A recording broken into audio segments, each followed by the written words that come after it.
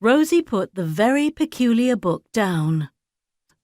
She was, in any case, sitting near the front of the bus, hopping up every now and again anxiously, trying to peer through the grimy windows.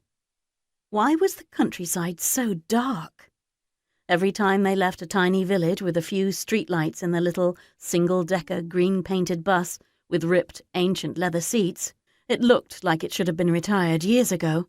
It felt like they hit a great sea of blackness, a vast wall of nothingness looming out of a few scattered remnants of civilization. Rosie, a city girl born and bred, wasn't used to it at all.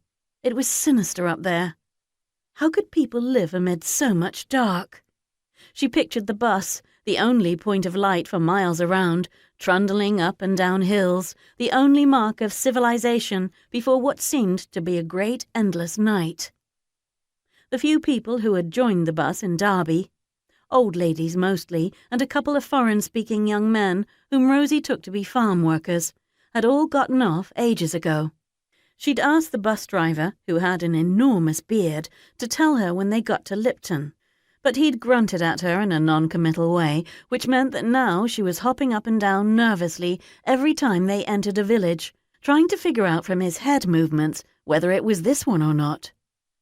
Rosie stared at her reflection in the dark window of the bus. Her dark, curly bob was held back with hair clips above a button nose full of freckles.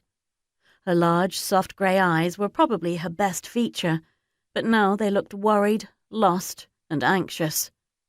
A large suitcase sat above her in the ancient luggage rack, feeling irrevocably heavy, reminding her that there was no easy route back. Other people's lives, she thought to herself, were meant to be full of excitement, of a feeling of lightness and freedom. Hers was just baggage. She checked her phone to ring Gerard, but there was no signal. The bus chuffed and coughed up another endless hill into nothingness. Rosie had thought England was a small country, but she had never felt so far away from everything she had ever known.